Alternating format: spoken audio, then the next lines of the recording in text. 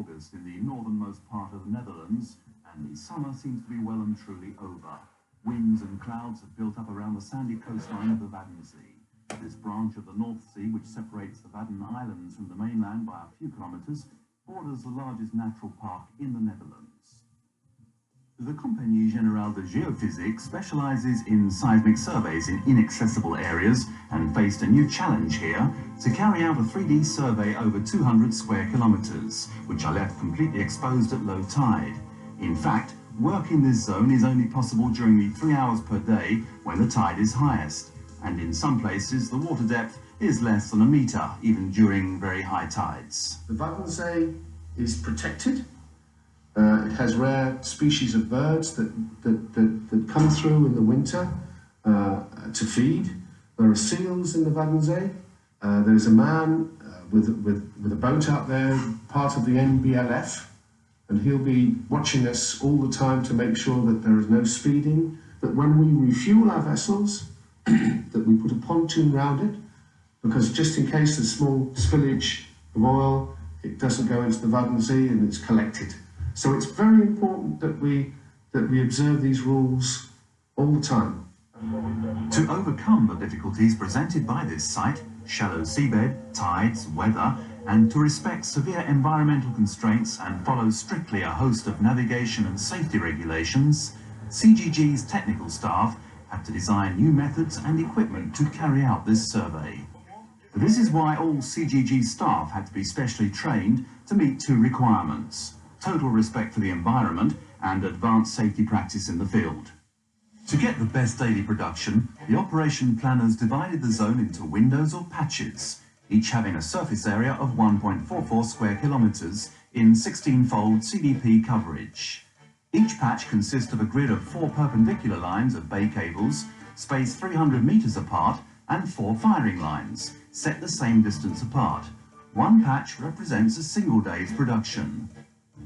This extremely shallow water also requires the use of special boats.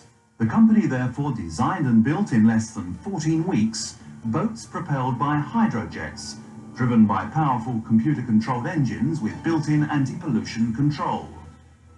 At high tide, the shallow draft boats, 60 centimetres for the source boat, 30 centimetres for all the other boats, almost touch the sandbanks, but are the only ones which can navigate over the entire Waddenzee.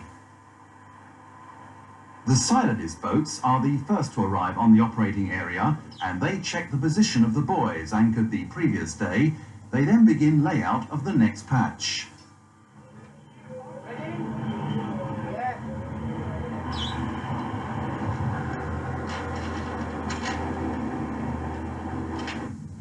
Finally, geodetic accuracy is of fundamental importance for this type of operation.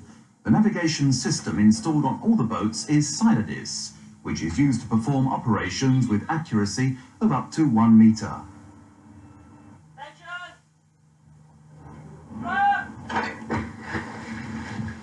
Now comes the trickiest stage of the operation. Each cable boat lays out a 2,800 metre long bay cable along the exact line prepared.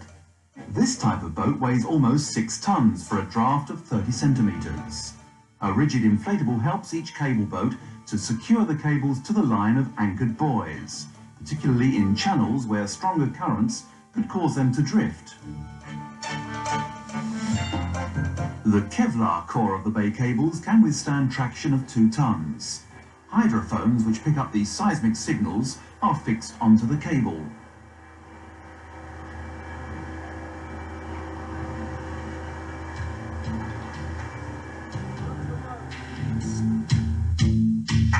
When the cable laying operation has been completed, the source boat moves into position on the first shooting line. With a draft of only 60 centimetres, it can shoot in water as shallow as 70 centimetres. It tows an array of 15 air guns which are submerged at a depth controlled by a hydraulic system. This boat completes its shooting in less than 2 hours, logging the exact position of each shot as it goes. By maintaining a constant speed of 4 knots or more, shots are fired at a steady rate. in this case every 12 seconds, and all guns are perfectly synchronized. In a few seconds, the acoustic signals reflected by the geological layers are picked up by the hydrophones, transmitted through the bay cables to the Sercel SN368 recording unit, and recorded on magnetic tape.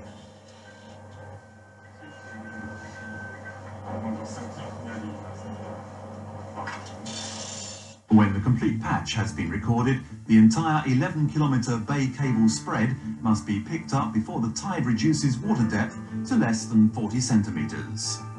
Each cable boat retrieves its bay cable wound carefully onto its hydraulic cable reel. This operation, like the laying out procedure, is performed at a speed of 6 kilometres an hour and is completed in about half an hour.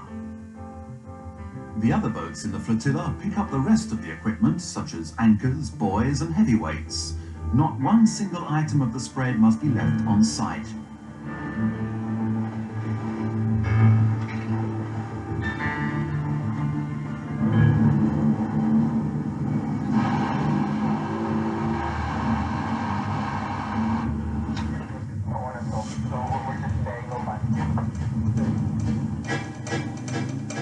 Once everything has been picked up, the entire fleet leaves the patch and returns to port.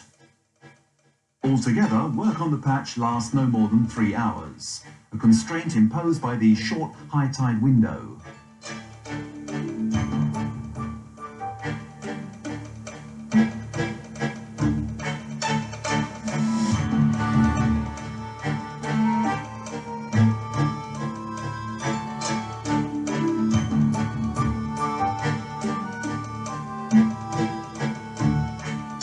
Base camp in Holwerd, the digital data collected a few hours earlier are immediately duplicated to reduce the risk of loss.